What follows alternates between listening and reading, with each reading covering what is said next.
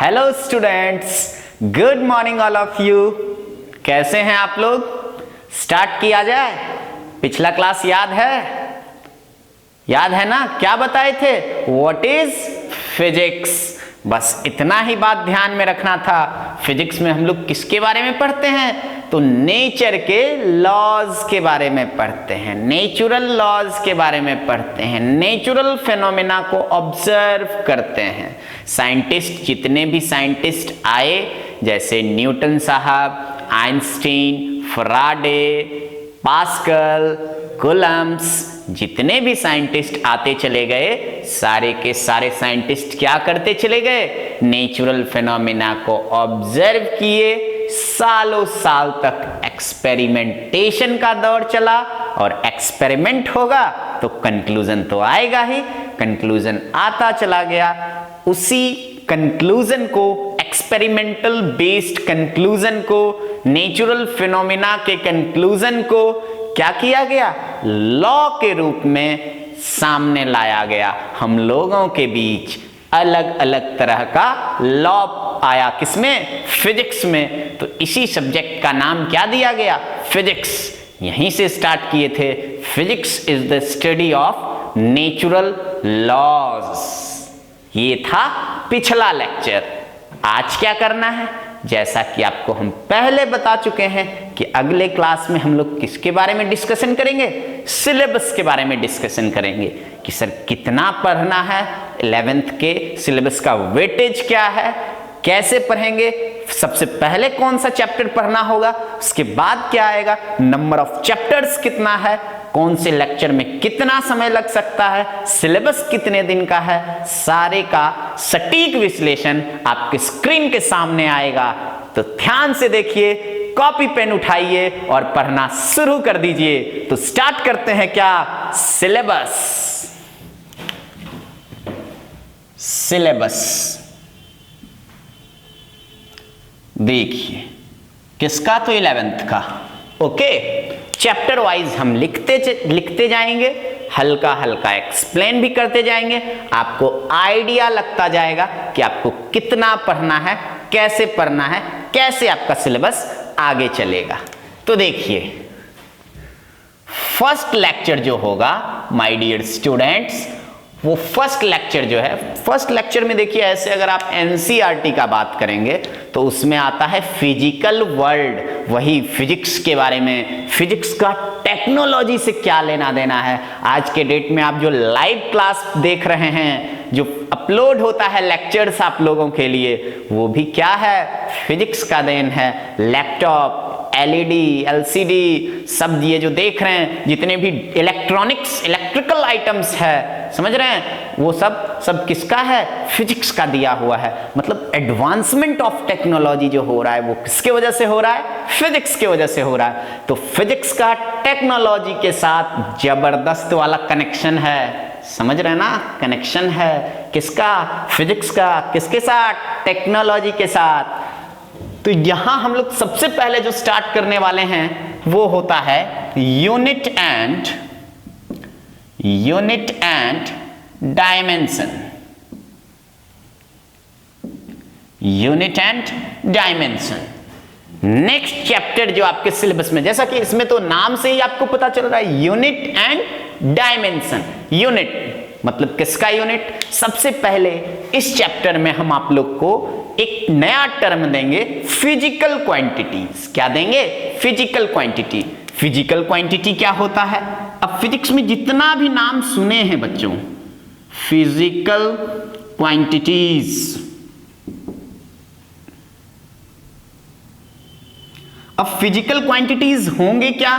तो फिजिक्स में जितना भी नाम सुने हैं आज तक, वो सारे किस में आते हैं? फिजिकल क्वांटिटीज में आते हैं। जैसे फोर्स सुने हैं, चार्ज सुने हैं, करंट सुने हैं, डिस्टेंस सुने हैं, डिस्प्लेसमेंट सुने हैं, क्या सुने हैं सर? वर्क सुने हैं, एनर्जी सुने हैं, पावर सुने हैं, टॉर्क सुने हैं। तो जो भी चीज सुने हैं, रेजिस्टेंस सुने होंगे, रेजिस्टिविटी सुने होंगे, कोई दिक्कत वाली बात? टेम्परेचर सुने होंगे, केमिस्ट्री का भी एक वर्ड सुने होंगे, मोल सुने होंगे, मोल बरान मोल है, कोई दिक्कत वाली बात नहीं है। तो जितना भी टर्म सुने हैं फिजिक्स में सब किस में आ जाता है, फिजिकल क्वांटिटीज में आ जाता है। तो सारे फिजिकल क्वांटिटीज का हम लोग क्या पढ़ेंगे, यूनिट पढ़ेंगे। सिंपल सिंपल का आपको पता भी होगा सर, एनर्जी का जूल, टेम्परेचर का केल्विन या डिग्री सेल्सियस,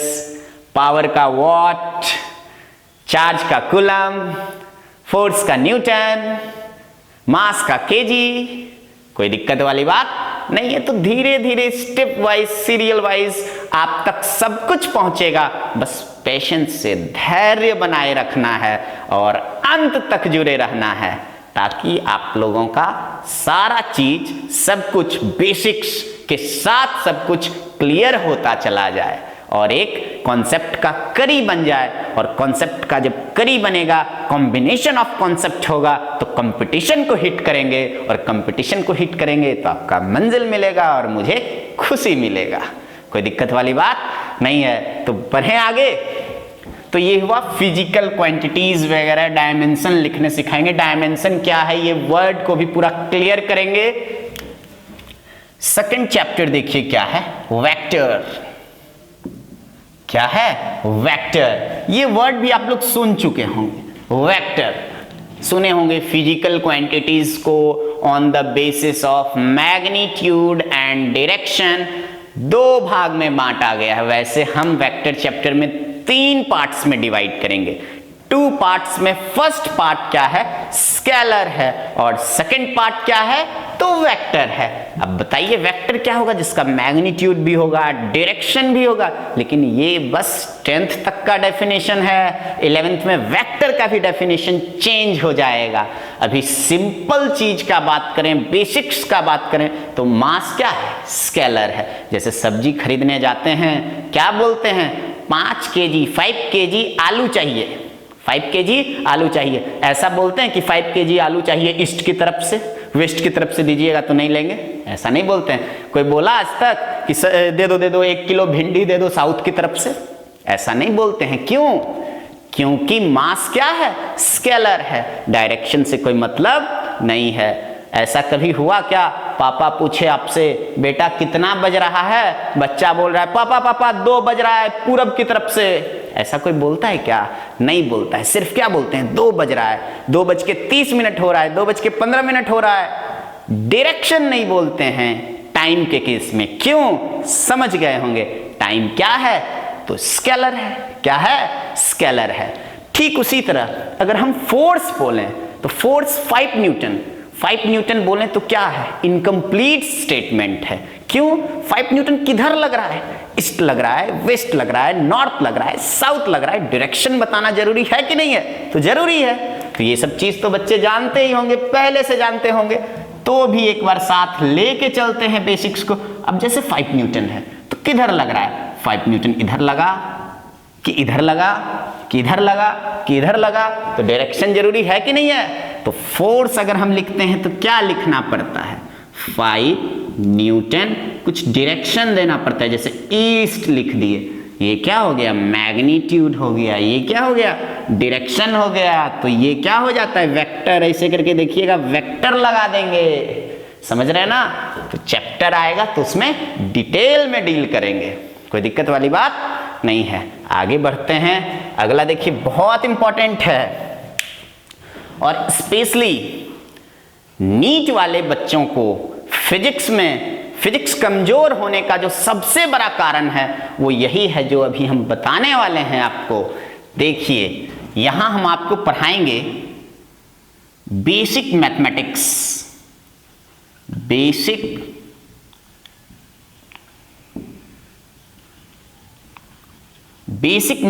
पढ़ाएंगे।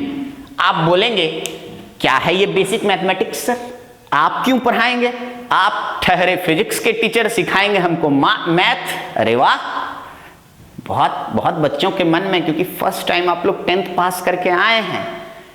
अब मंजिल क्या है, ऊंचा मंजिल है, उड़ान ऊंचा भरना है, तो क्या करना पड़ेगा। आपको अजीबोगरीब लग रहा होगा कि सर मैथमेटिक्स का बात कर रहे हैं, फिजिक्स के टीचर होते हुए भी। तो पिछले क्लास में हम आपको बता चुके हैं मैथमेटिक्स और फिजिक्स का जबरदस्त वाला कनेक्शन है कि नहीं है, समझ रहे हैं ना? बिना मैथ के बिना फिजिक्स क्या बोलता है, हम सांस भी नहीं ले पाएंगे, बर्बाद हो जाएंगे। तो क्या करना पड़ेगा, फिजिक्स को जीने के लिए मैथमेटिक्स को भी साथ साथ लेके चलना पड़ेगा। कोई दिक्कत वाली बात नहीं है। तो इस चैप्टर में क्या है, ये चैप्टर देखिए एक्चुअल में कोई बुक में कोई चैप्टर नाम से नहीं दिया हुआ कि बेसिक मैथमेटिक्स, लेकिन करना क्या है, आगे के सारे चैप्टर को समझने के लिए बेसिक मैथमेटिक्स का समझना बहुत जरूरी है। इसमें क्या सिखाएंगे हम आपको, तो ट्रिगोनोमेट्री का कुछ पार्ट सिखाएंगे, समझ रहे हैं बात को, ग्राफ सिखाएंगे। ग्राफ देखिए, ग्राफ फिजिक्स में बहुत इंपॉर्टेंट है। विजुअलाइज जो चीजें होते हैं वो ग्राफ की मदद से होते हैं, तो इसलिए हम लोग को क्या करना पड़ेगा, ग्राफ सीखना पड़ेगा। थोड़ा सा कैलकुलस का भी आइडिया देंगे, जिसमें हम आपको डिफरेंशिएशन पढ़ाएंगे, इंटीग्रेशन पढ़ाएंगे, फंक्शन सिखाएंगे, लिमिट का कॉन्सेप्ट देंगे। समझ रहे हैं बात को, मतलब ये आने वाला मैथमेटिक्स वो प्रॉफिट लॉस और परसेंटेज वाला नहीं होगा, बिल्कुल अलग होगा, आपके लिए नया होगा, ढेर सारा एक्शन होगा। समझ रहे हैं बात को, आपको भी रिएक्शन देते रहना है, कमेंट करते जाना है, डाउट को पूछते जाना है, जो परेशानी होगा वो बताते जाना है, ताकि हम आपके सारी परेशानी को क्या कर सकें, सॉल्व कर सकें। तो इतना समझ में आया। क्वाड्रेटिक का भी आइडिया देंगे। तो ये रहेगा बेसिक मैथमेटिक्स वाला बहुत ही इंपॉर्टेंट पार्ट।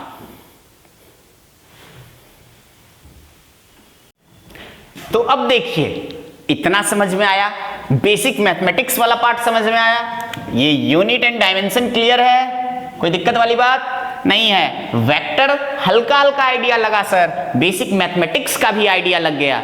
अब अगला चैप्टर की ओर बढ़ते हैं। अगले चैप्टर का नाम क्या है, तो बच्चा ने पूछ दिया, मैंने बता दिया, क्या है, काइनामेटिक्स। क्या नाम है, काइनामेटिक्स। अब बोलिएगा सर ये तो बिल्कुल नया वर्ड है हम लोग के लिए, हम लोग तो सुने ही नहीं है सर, व्हाट इज काइनामेटिक्स। तो मोशन सुने हैं क्लास 9 में, मोशन, रेस्ट मोशन, हाँ वही रेस्ट मोशन, समझ रहे हैं बात को।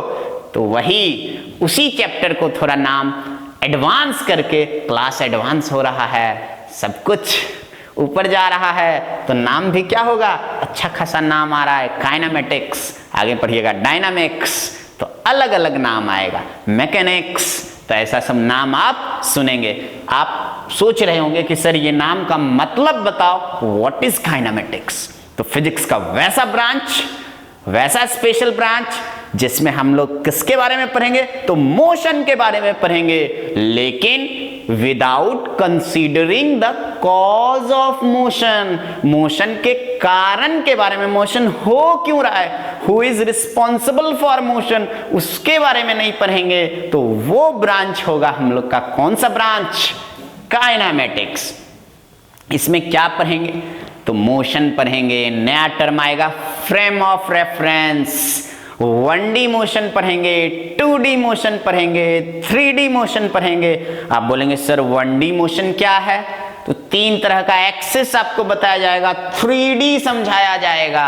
ये देखो, ये एक्स एक्सिस इधर हो गया, क्या हो गया, ये एक्स एक्सिस। अब अगर हम ऐसे कर दें तो ये क्या हो गया, वाई एक्सिस। 2 एक्सिस मिल गया तो बन जाता है प्लेन। क्या बन जाता है, प्लेन। प्लेन मतलब ये बोर्ड क्या है, प्लेन है, क्या है, प्लेन है, प्लेन। बोलो ना, आया समझ में, क्योंकि इसमें भी कितना एक्सिस है, एक एक्स एक्सिस है और दूसरा कौन सा एक्सिस है, वाई एक्सिस है।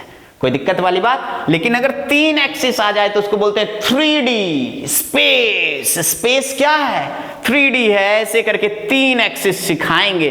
देखिए ऐसे करके, ये क्या हो गया x, ये क्या हो गया y, ये क्या हो गया z, आपकी तरफ। तो यहां कोई बॉडी है तो इसके मोशन को भी एक्सप्लेन कर पाएंगे।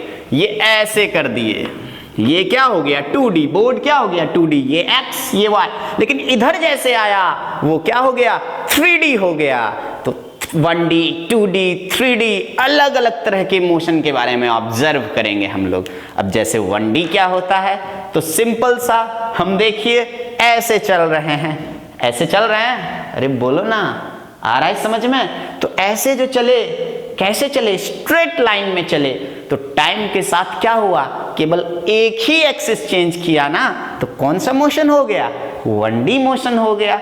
कोई दिक्कत? अब जैसे बचपन में पढ़े होंगे, ये देखो ऐसे ऐसे सर्कुलर मोशन।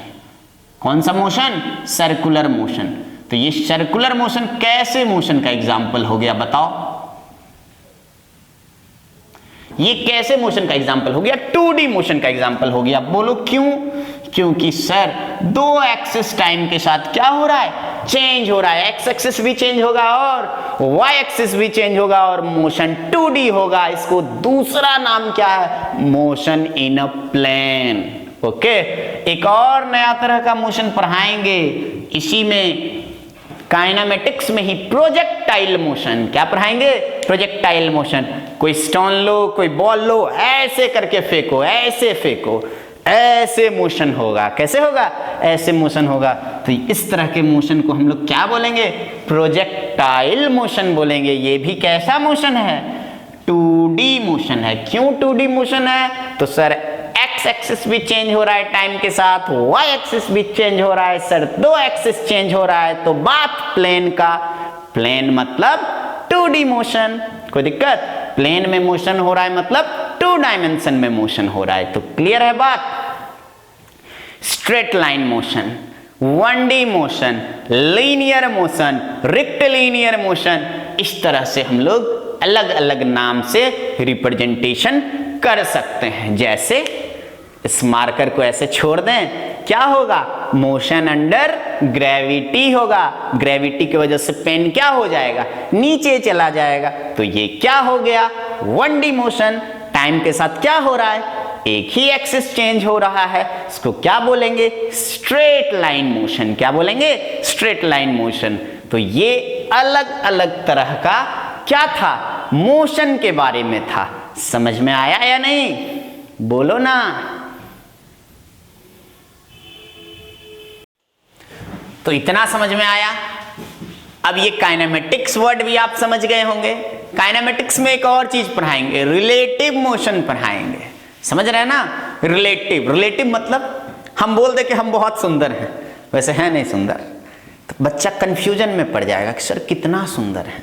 अगर हम बोले हम सामने वाले जो इंसान है, सामने में जो इंसान बैठा है उससे ज्यादा सुंदर है, तो बच्चा को एक अंदाजा मिलेगा। जैसे आपको हम बोल दें आप बहुत इंटेलिजेंट हैं, तो बच्चा सोचेगा सर कितना इंटेलिजेंट, किसके रिलेटिव में इंटेलिजेंट? तो फिजिक्स है यहाँ, तो यहाँ तो ब्यूटी और इंटेलिजेंट का बात होगा नहीं, यहाँ तो मोशन चैप्टर है, तो बात किसका होगा? डिस्प्लेसमेंट का। रिलेटिव डिस्प्लेसमेंट पढ़ेंगे, वेलोसिटी पढ़ेंगे। कोई दिक्कत वाली बात नहीं है। अब जैसे डिस्प्लेसमेंट, हम अगर बोल दें मेरा डिस्प्लेसमेंट 10 मीटर है, कहाँ से? इस दीवार से या उस दीवार से या आपके घर वाले दीवार से या आपके किचन वाले दीवार से, कहां से 10 मीटर सर? तो रिलेटिव वर्ड का मतलब समझ में आया? तो रिलेटिव मोशन में सिखाएंगे तमाम चीजों को। आगे बढ़ते हैं, बस अभी हल्का हल्का देखिए आइडिया दे रहे हैं आप लोग को चैप्टर में क्या है, आपको एक अंदाजा बन जाए कि ओ काइनेमेटिक्स में ऐसा ऐसा होने वाला है।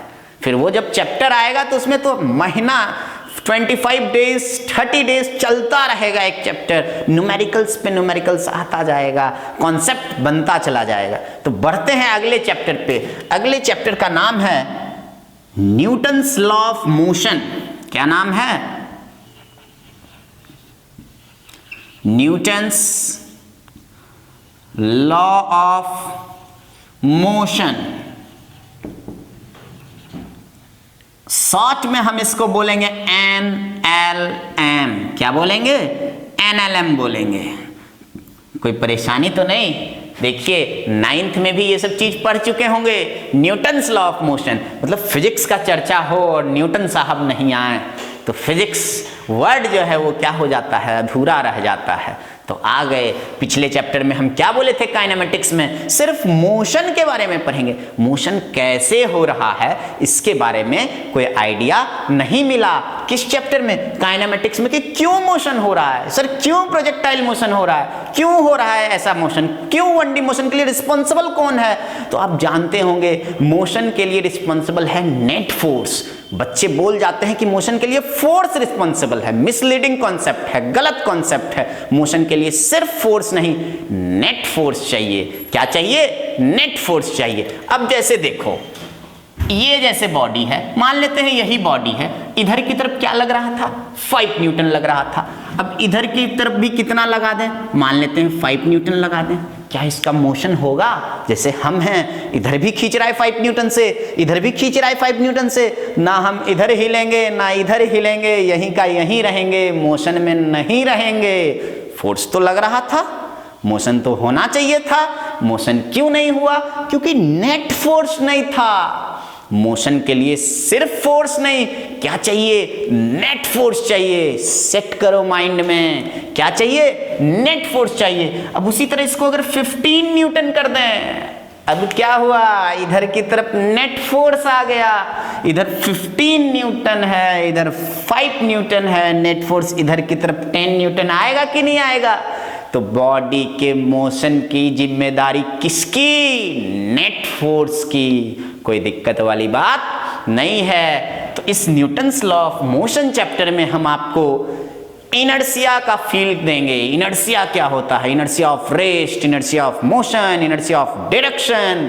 बोलो ना, इनर्शिया वर्ड पढ़े होंगे। इनर्शिया किस पे डिपेंड करता है? तो बॉडी के मास पे डिपेंड करता है।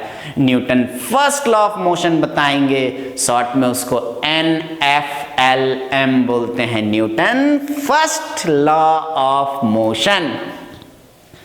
उसके बाद क्या सिखाएंगे? आगे बढ़ेगा चैप्टर, लीनियर मोमेंटम का कॉन्सेप्ट देंगे, Newton second law of motion explain करेंगे, फिर Newton third law of motion भी आएगा, और आगे चल के एक्शन रिएक्शन पेयर समझाएंगे।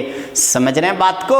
तो बहुत सारा ढेर सारा कॉन्सेप्ट आएगा। फिर जो है चैप्टर का स्टार्ट होगा इंटरेस्टिंग जोन। इंटरेस्टिंग जोन में क्या बताया जाएगा आपको? ढेर सारा FBD बताया जाएगा, अलग अलग तरह के फोर्स के बारे में आइडिया दिया जाएगा, टेंशन क्या होता है, नॉर्मल रिएक्शन क्या होता है, अलग अलग डायलॉग से समझाया जाएगा। सटेगा तो लगेगा, स्ट्रिंग सेम, टेंशन सेम, कोई दिक्कत? तो अलग अलग कॉन्सेप्ट को डील करते हुए चैप्टर आगे बढ़ेगा। बहुत इंटरेस्टिंग चैप्टर है, अलग अलग तरह का क्वेश्चन आएगा। तो ये पूरा और एक बात, फ्रेम ऑफ रेफरेंस सब समझाएंगे, अलग अलग टर्म आएगा, inertial frame of reference, non inertial frame of reference, pseudo force. जी हाँ बिल्कुल सर, इतना सारा क्या क्या नाम आप बोले जा रहे हैं, बिल्कुल नया है आपके लिए, लेकिन सुनो तो सही, कम से कम सुना हुआ तो रहेगा, फिर तो हम हैं ही आपके लिए। तो अभी सुन के टेंशन नहीं लेना है, बस सुनना है और मजे लेना है। बताएंगे हम आपको स्यूडो फोर्स का कॉन्सेप्ट, स्यूडो बाबा आएंगे, न्यूटन्स लॉ ऑफ मोशन समझा के जाएंगे। क्लियर है? बढ़ते हैं अगले चैप्टर की ओर, नाम रहा फ्रिक्शन। क्या नाम है? फ्रिक्शन। तो उधर मिटाते हैं, तब आगे बढ़ेंगे। तो देखिए अगला चैप्टर क्या है? बच्चा बोला सर बोलो ना, क्या है अगला चैप्टर? तो हम तो बोल ही चुके हैं, नेक्स्ट चैप्टर का नाम क्या है? तो फ्रिक्शन है। चैप्टर नंबर हो जाएगा ये 5। लिखेंगे हम लोग क्या? फ्रिक्शन। क्या लिखेंगे? फ्रिक्शन लिखेंगे। कोई दिक्कत वाली बात नहीं है। अब देखिए इस चैप्टर तक क्या है, जितने भी प्रॉब्लम हम बनाएंगे उसमें क्या होगा? फ्रिक्शन का कॉन्सेप्ट नहीं होगा। तो समझ गए, इस चैप्टर में क्या था? फ्रिक्शन का कोई चर्चा नहीं होगा, और इस चैप्टर में फट से इंट्रोड्यूस कर देंगे किसको? फ्रिक्शन को। देखिए फ्रिक्शन नाम तो आप सुने होंगे, जैसे ये है, क्या है? फोन है, दिख रहा होगा। ये सरफेस को देखते होंगे तो आपको क्या लगता है? प्लेन लगता है, लेकिन माइक्रोस्कोपिक लेवल पे अगर हम देखें तो इसमें ढेर सारा क्या है? इर्रेगुलरिटीज है। और जो ब्लॉक का मोशन इस पे कराएंगे, ब्लॉक को इस पे रखेंगे और ऐसे करके मोशन कराएंगे, तो उसमें भी क्या होगा? इर्रेगुलरिटीज होते हैं। क्या होते हैं बॉडीज में? ऐसे करके इर्रेगुलरिटीज होते हैं, और इर्रेगुलरिटीज आपस में क्या होता है? फंस जाता है जाके। इसमें देखिए इंटरलॉक होगा, इंटरलॉक होगा। क्या हो जाएगा? इंटरलॉक होगा, और इंटरलॉक होने से जैसे इसमें जाके फंसेगा, मोशन को अपोज करेगा, नाम आ जाएगा क्या? फ्रिक्शन। कहीं कोई दिक्कत वाली बात नहीं है। लॉज ऑफ फ्रिक्शन समझाएंगे, नॉर्मल रिएक्शन बताएंगे। नॉर्मल रिएक्शन होता क्या है? जैसे देखिए हम यहाँ खड़े हैं ग्राउंड पे, तो होता क्या है? सटे सटेगा तो लगेगा, ध्यान रखना है, हम सट गए तो क्या हुआ, लग गया, क्या लगा, नॉर्मल रिएक्शन। नॉर्मल रिएक्शन हमेशा सरफेस के परपेंडिकुलर और बॉडी के तरफ लगता है। जैसे देखिए ये सरफेस है, ऐसे करके ये सरफेस हो गया, ये देखिए हुआ सरफेस, ये कोई ब्लॉक है, ऐसे ब्लॉक है, ब्लॉक सटा तो लगा, क्या लगा, बच्चा बोला नॉर्मल रिएक्शन। किधर लगेगा, सरफेस के परपेंडिकुलर। सरफेस के परपेंडिकुलर तो ऊपर भी होगा, सरफेस के परपेंडिकुलर नीचे भी होगा, लेकिन सरफेस के परपेंडिकुलर किधर होगा, बॉडी जिधर है उधर होगा। सरफेस के परपेंडिकुलर बॉडी क्या नीचे है, नहीं, बॉडी क्या है, ऊपर है। तो ये नॉर्मल रिएक्शन जो है ऐसे लगेगा, इसी को हम लोग बोलते हैं सटेगा तो लगेगा। लॉज ऑफ फ्रिक्शन में सब समझाएंगे आपको, स्टैटिक फ्रिक्शन बताएंगे, लिमिटिंग फ्रिक्शन बताएंगे, काइनेटिक फ्रिक्शन बताएंगे, रोलिंग फ्रिक्शन बताएंगे, ढेर सारा चीज समझाएंगे। ओके, तो बढ़ते हैं अगले चैप्टर की तरफ। नाम है चैप्टर नंबर 6। नाम क्या है, तो सर्कुलर मोशन। क्या है, सर्कुलर मोशन। कोई दिक्कत वाली बात नहीं है, सर्कुलर मोशन आप समझ ही गए होंगे। लेकिन यहां बस ऐसे गोल गोल गोल गोल नहीं होगा, इसमें बहुत सारा चीज है। Centripetal force, centrifugal force, acceleration in circular motion का ढेर सारा अच्छा सा कॉन्सेप्ट, वेक्टर और कैलकुलस को लगा लगा के कॉन्सेप्ट समझाएंगे। मतलब चीज जो है बिल्कुल बदल गया है, देखने का नजरिया बदल जाएगा, आपका समझने का नजरिया बदल जाएगा। क्योंकि आप जानते हैं नीट और जेई क्या है, उतना आसान तो नहीं है, लेकिन आसान कब होगा, जब आपके सोचने का स्तर को, लेवल को हम लोग क्या करते चले जाएंगे, इंक्रीज करते चले जाएंगे। तब चीजें जो हैं वो आपको, कॉन्सेप्ट जो है वो क्या लगेगा, आसान लगेगा। हमेशा प्रैक्टिस पे ध्यान देना होगा, तब जाके सारा काम सुचारू रूप से चलेगा। तो ये था सर्कुलर मोशन। बढ़ते हैं अगले चैप्टर की तरफ। नाम है वर्क, एनर्जी एंड पावर। क्या नाम है, मिटाते हैं इसको। तो देखिए चैप्टर नंबर 7।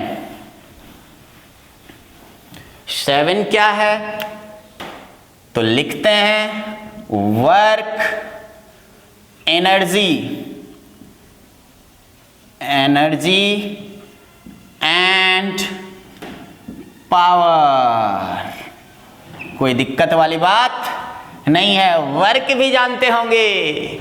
फिजिक्स में हम घर से चले, ओके, स्कूल आए, स्कूल से फिर वापस घर गए, बताओ वर्क डन कितना।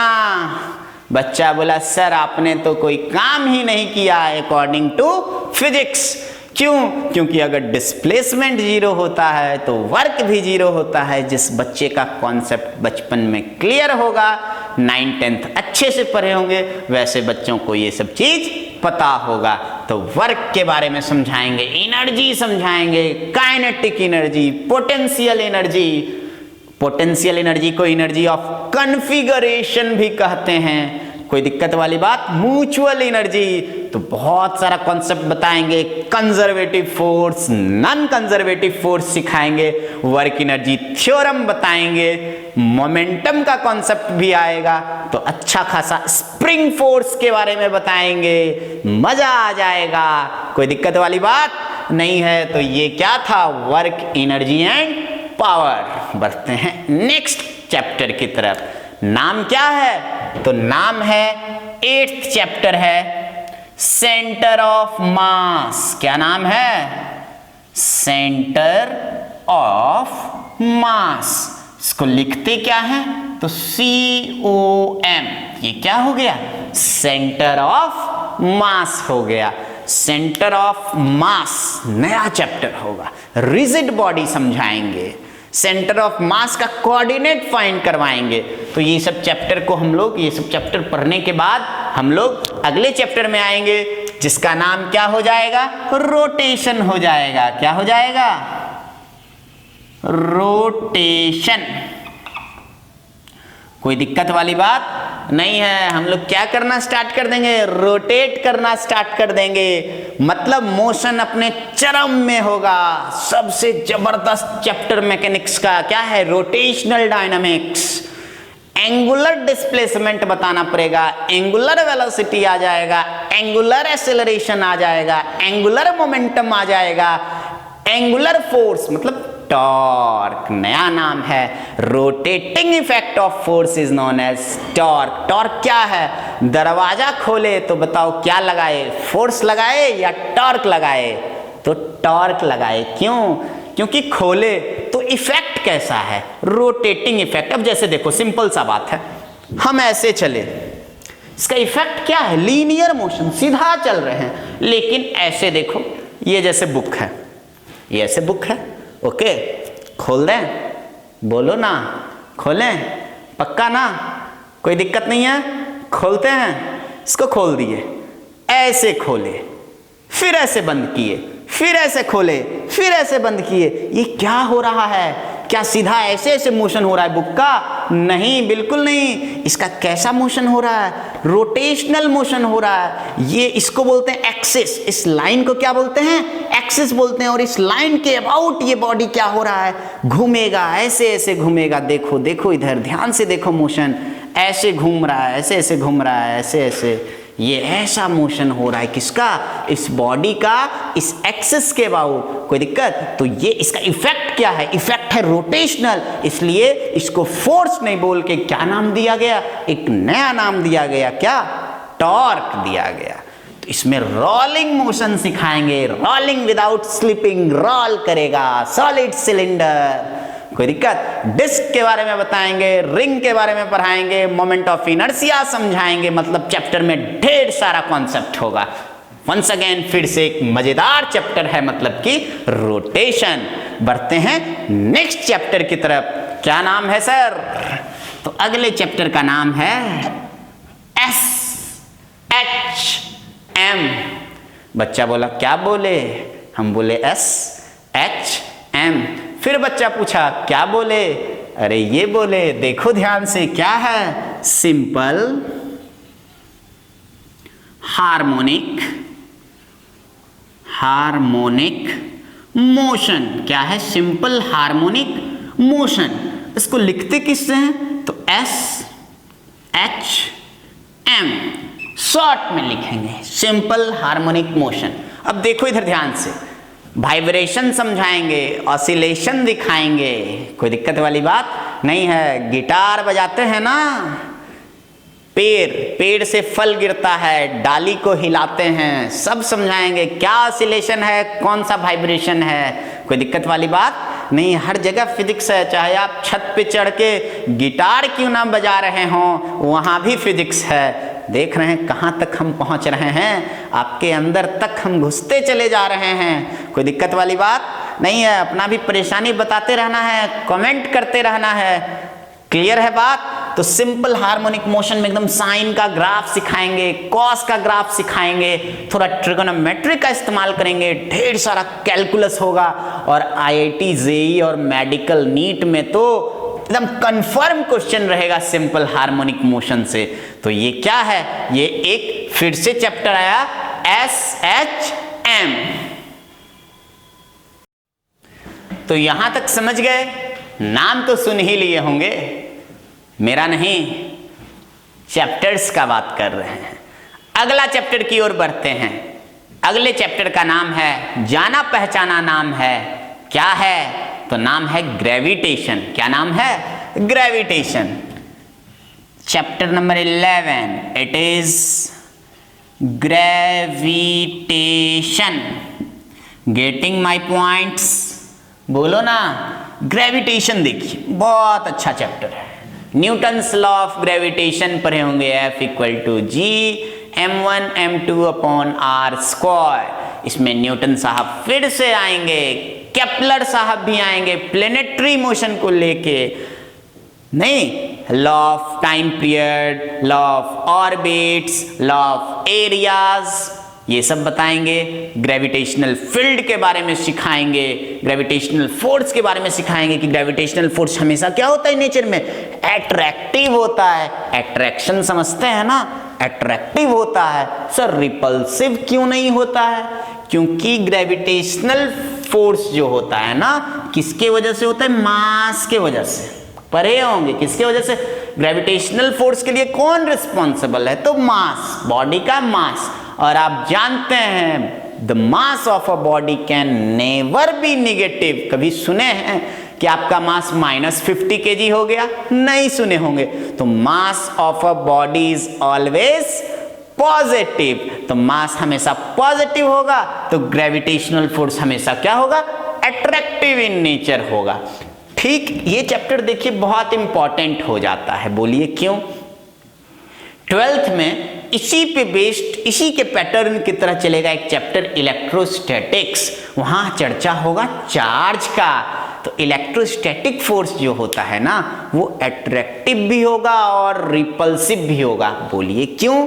क्योंकि वहां चार्ज जो होता है वो पॉजिटिव भी होता है, नेगेटिव भी होता है। लेकिन यहां ग्रेविटेशनल फोर्स के लिए रिस्पॉन्सिबल है मास, और मास तो कभी नेगेटिव सुने ही नहीं है। मास हमेशा पॉजिटिव होता है, तो ग्रेविटेशनल फोर्स हमेशा और हमेशा नेचर में क्या होगा? अट्रैक्टिव होगा। बताए ना मजे वाला बात। बढ़े आगे, इसमें और सब चीज बताएंगे। एक्सेलरेशन ड्यू टू ग्रेविटी, छोटकी जी के बारे में बताएंगे। बड़की जी तो न्यूटन्स लॉ ऑफ ग्रेविटेशन में आया था। यूनिवर्सल ग्रेविटेशनल कांस्टेंट जिसको बोलते हैं ये।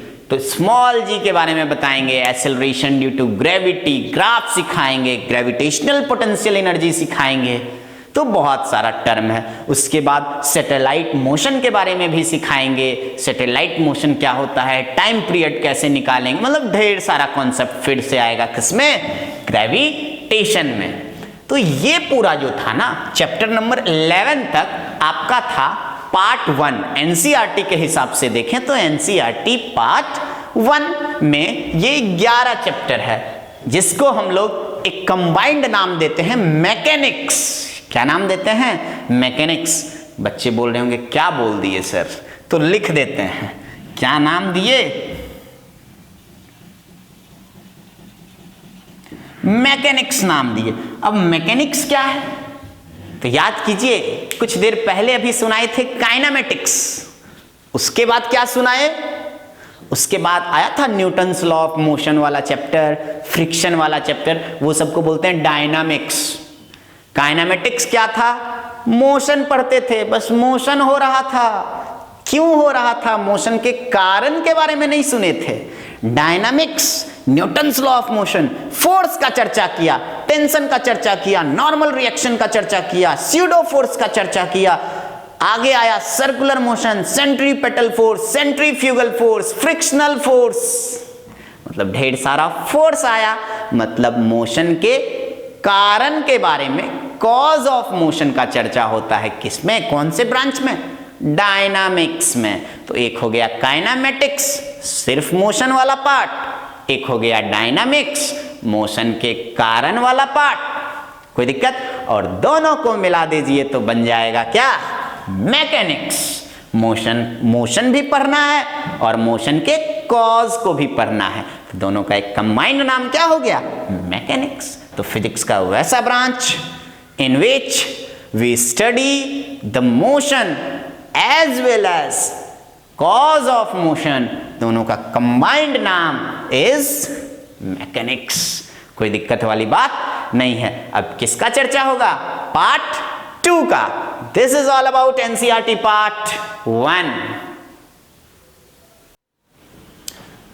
तो इतना समझ गए। उम्मीद करते हैं एनसीईआरटी पार्ट 1 में जितने भी चैप्टर्स हैं, सारे चैप्टर्स का नाम आपके जुबान पे आ गया होगा।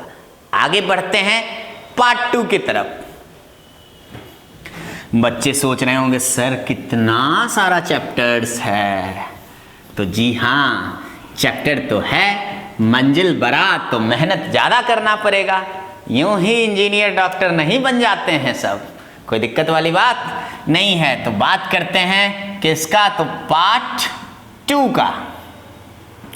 तो देखिए पार्ट 2 में 11 के बाद 12 अगला चैप्टर आता है इलास्टिसिटी। कोई दिक्कत वाली बात नहीं है। इलास्टिसिटी, आप बोलेंगे सर ये इलास्टिसिटी है क्या? हम पूछेंगे रबड़ ज्यादा इलास्टिक है या स्टील ज्यादा इलास्टिक है, आप निश्चित बोलेंगे रबड़ ज्यादा इलास्टिक है, लेकिन अकॉर्डिंग टू फिजिक्स स्टील ज्यादा इलास्टिक है। मतलब कोई भी बॉडी पे अगर हम फोर्स लगाएंगे तो होगा क्या, बॉडी अपना शेप एंड साइज क्या कर लेगा, चेंज कर लेगा। कोई दिक्कत करेगा चेंज? बिल्कुल करेगा। तो इलास्टिसिटी क्या होता है, बॉडी के ओरिजिनल शेप और साइज मेंटेन करने के कैपेसिटी को क्या बोलते हैं, प्रॉपर्टी को इलास्टिसिटी बोलते हैं। अब जैसे खींचे और बॉडी अपना ओरिजिनल शेप रिगेन कर लिया, कोई दिक्कत? तो जो बॉडी जितना जल्दी अपना साइज क्या कर लेगा, अपना शेप, अपना ओरिजिनल शेप रिस्टोर कर लेगा, वो बोलेंगे वो बॉडी क्या है, ज्यादा इलास्टिक है। टेंशन नहीं लेना है, स्ट्रेस सिखाएंगे, स्ट्रेंथ सिखाएंगे, मॉडुलस ऑफ इलास्टिसिटी सिखाएंगे, हुक्स लॉ समझाएंगे, कोई दिक्कत वाली बात नहीं है। बल्क मॉडुलस ऑफ इलास्टिसिटी सिखाएंगे, यंग्स मॉडुलस ऑफ इलास्टिसिटी सिखाएंगे, मॉडुलस ऑफ रिजिडिटी सिखाएंगे, पॉइजन्स रेशियो बताएंगे। मतलब फिर से नया नया ढेर सारा टर्म किसमें, इलास्टिसिटी चैप्टर में। बढ़ते हैं नेक्स्ट चैप्टर की तरफ। नाम क्या है, तो चैप्टर नंबर 13 है आपका फ्लूइड, फ्लूइड डायनामिक्स। क्या है, तो फ्लूइड डायनामिक्स है। अब फ्लूइड क्या होगा, पहले ही पढ़े होंगे आप लोग, substance which can flow, liquid and gases को क्या बोलेंगे, फ्लूइड बोलेंगे। तो इस चैप्टर में मेनली हम लोग लिक्विड वाला पार्ट पढ़ेंगे। इसमें दो चीज है, एक फ्लूइड स्टैटिक्स है और एक फ्लूइड डायनामिक्स है। तो स्टैटिक्स वाला पार्ट आप लोग लगभग पार्ट जो है 9th में पढ़ चुके होंगे, जैसे प्रेशर क्या होता है, हाइड्रोस्टैटिक पैराडॉक्स क्या है, डेंसिटी क्या है, रिलेटिव डेंसिटी क्या है, स्पेसिफिक ग्रेविटी क्या है, बोलो ना, आर्किमिडीज प्रिंसिपल क्या है, प्रिंसिपल ऑफ फ्लोटेशन क्या है, सर कब डूबेंगे, कब तैरेंगे, सारे चीज का सटीक विश्लेषण आएगा किसमें, तो फ्लूइड डायनामिक्स में आएगा। नेक्स्ट पार्ट जो फ्लूइड डायनामिक्स का होगा वो आपके लिए बिल्कुल नया होगा, नाम पहले कभी सुने नहीं होंगे। जैसे टॉरिसेली साहब आ जाएंगे, कोई दिक्कत, टॉरिसेली लॉ ऑफ इफ्लक्स बताएंगे, इतना समझ में आया। बर्नौलीज साहब आएंगे, बर्नौलीज प्रिंसिपल सिखा के जाएंगे। मतलब नए नए साइंटिस्ट आएंगे, नया नया चीज होगा। टर्बुलेंट फ्लो क्या होता है, लैमिनर फ्लो क्या होता है, स्टेडी फ्लो क्या होता है, वेंटूरी ट्यूब क्या है, तो ढेर सारा कॉन्सेप्ट होगा किसमें, फ्लूइड डायनामिक्स चैप्टर में। तो ये भी पूरा नॉलेज से लदा हुआ चैप्टर है। तमाम चीजों के बारे में आप सुनेंगे, समझेंगे, देखेंगे। कॉम्पिटिटिव पॉइंट ऑफ व्यू से भी फ्लूइड फिर से एक इंपॉर्टेंट चैप्टर हुआ। बढ़ते हैं अगले चैप्टर की ओर। क्या बचा, इमेजिन कीजिए, बताइए। सोच रहे होंगे सर एक ही चीज बच रहा है क्या, तो हीट एंड थर्मोडायनेमिक्स। जी हाँ, बिल्कुल सही सोच रहे हैं। अगला चैप्टर जो हम आपको समझाएंगे वो होगा thermal properties, properties of matter, thermal properties of matter. अब इसमें क्या होगा, हीट को अलग अलग तरीके से डिफाइन किया जाएगा। सबसे पहले न्यूटन साहब हीट को डिफाइन किए, फिर और भी तरह तरह का डेफिनेशन। सिंपल नहीं कि heat is a form of energy बोल दिए, काम खत्म हो गया। ये तो बचपन वाला बात था, अब आप बड़े हो गए हैं। अलग अलग स्टैंडर्ड से, अलग अलग तरीके से एक चीज को 4-5 तरीके से डिफाइन करेंगे। तो हीट पढ़ेंगे, इसमें अलग अलग। सबसे पहला यूनिट आता है थर्मोमेट्री। थर्मोमेट्री में अलग अलग तरह का थर्मोमेट्रिक स्केल के बारे में बताएंगे आपको। जब आपको बुखार होता होगा तो क्या करते हैं, थर्मामीटर लेते हैं, पारा गर्म हो जाता है तो थर्मामीटर उठा लेते हैं। जी हाँ, थर्मामीटर के बारे में सिखाएंगे। Celsius scale, Fahrenheit scale, Reaumur scale, Kelvin scale, Rankine scale, अलग अलग तरह के स्केल के बारे में पढ़ाएंगे। आप एक जानते होंगे, हम 5 सिखाएंगे। LFP सिखाएंगे, UFP सिखाएंगे, मेजर करना सिखाएंगे, मतलब आपको डॉक्टर बना के छोड़ेंगे। सीधा सीधा कॉन्सेप्ट है, समझ रहे हैं बात को? आगे बढ़ा जाए, इसी चैप्टर में आगे आएगा थर्मल एक्सपेंशन आएगा, मतलब जितने भी सब्सटेंस हैं, सॉलिड हों, लिक्विड हों, गैसेस हों, सारे के सारे सब्सटेंस होते क्या हैं, हीट कीजिएगा तो एक्सपेंड कर जाते हैं। क्या कर जाते हैं? एक्सपेंड कर जाते हैं। वो आप सिंपल सा कहीं घूमने जाते होंगे, स्टेशन पे जाते होंगे तो 2 रेलवे लाइंस के बीच देखते होंगे, बीच में हल्का सा क्या होता है? गैप होता है। वो गैप क्यों दिया जाता है? फिर से आ गया फिजिक्स, मतलब डेली लाइफ में जबरदस्त यूज है फिजिक्स का। आप अगर अपने आसपास की चीजों को देखते हुए, ऑब्जर्व करते हुए अगर फिजिक्स पढ़ना स्टार्ट कर देंगे तो यही चीज हो जाता है आसान। नहीं तो देख रहे हैं ना, नंबर ऑफ चैप्टर्स कितना ज्यादा है। अगर बच्चे फिजिक्स को फील नहीं करेंगे तो क्या हो जाएगा? उनके लिए मुश्किल हो जाएगा। और बिना फिजिक्स का ना डॉक्टर बनेंगे ना इंजीनियर बनेंगे। बायो वाले तो ऐसे ही फंस जाएंगे बिना फिजिक्स का। सबसे चैलेंजिंग सब्जेक्ट नीट के लिए क्या होगा? तो फिजिक्स होगा। तो ध्यान से देखना है। तो इसी में एक अगला पार्ट हम आपको पढ़ाएंगे, थर्मोडायनेमिक्स। क्या पढ़ाएंगे? थर्मोडायनेमिक्स। देखिए ये चैप्टर पूरा ऐसा नहीं है कि थर्मल प्रॉपर्टीज ऑफ मैटर में इतना ही पढ़ना है, बहुत सारा चीज है आगे। आगे अलग अलग तरह का किरचॉफ्स लॉ सिखाएंगे आपको, थर्मल कंडक्टिविटी के बारे में पढ़ाएंगे, स्टीफन्स बोल्ट्जमान लॉ पढ़ाएंगे, न्यूटन्स लॉ ऑफ कूलिंग पढ़ाएंगे। मतलब होगा बहुत सारा चीज सामने। बस क्या कर रहे हैं अभी सामने धीरे धीरे आपके सामने चीजों को लाते जा रहे हैं। उस समय जब परोसेंगे तो और भी बहुत सारा आइटम डालते चले जाएंगे, स्वादिष्ट होता चला जाएगा भोजन। बस डाइजेशन पूरा क्लियर होना चाहिए, अच्छा होना चाहिए। जो जितना ज्यादा अच्छा डाइजेस्ट करेगा वो उतना ऊपर तक जाएगा। तो थर्मोडायनेमिक्स में देखिए क्या होगा, हीट और वर्क के कनेक्शन को समझाएंगे। थर्मोडायनेमिक्स में ग्राफ के थ्रू वर्क डन निकालना सिखाएंगे, हीट इंजन दिखाएंगे, रेफ्रिजरेटर पढ़ाएंगे, कार्नोट बाबा आएंगे, क्लॉसियस स्टेटमेंट आएगा। मतलब फिर से सर 4-5 साइंटिस्ट का नाम। तो जी हाँ, हम अपने पहले लेक्चर में ही आपको बोल चुके हैं ना, फिजिक्स क्या है? तो नेचुरल फेनोमेना है, उसको साइंटिस्ट ऑब्जर्व किए, सालों साल तक एक्सपेरिमेंटेशन का दौर चला, और हर एक एक्सपेरिमेंट जब होगा तो लास्ट में कंक्लूजन आएगा, और उसी कंक्लूजन को हम लोग पेस्ट करते चले गए, कॉपी पेस्ट मारे, अलग अलग चैप्टर का नाम दिए और बन गया फिजिक्स का बुक। वही मोटा ताजा बुक, कोई दिक्कत वाली बात नहीं है। तो आगे आते हैं, अगला चैप्टर देखिए, 16 चैप्टर है आपका वेव्स। क्या है? वेव्स। हाँ, तरंग, नाम सुने होंगे। तो वेव्स में वेव्स चैप्टर जो है देखिए मोस्ट चैलेंजिंग चैप्टर होगा आपके लिए। क्यों? मैथमेटिक्स भी है, फिजिक्स भी है, ट्रिगोनोमेट्री का भी यूज करेंगे, कैलकुलस भी आएगा। और ये चैप्टर जो है ठीक ठीक जुड़ा हुआ किससे है? तो सिंपल हार्मोनिक मोशन से जुड़ा हुआ है। इसका इक्वेशंस आपको लिखने आएंगे, लिखने अगर आ गया SHM का तो वेव्स भी समझ जाएंगे। इसी में अगला चैप्टर थोड़ा सा हो जाता है साउंड।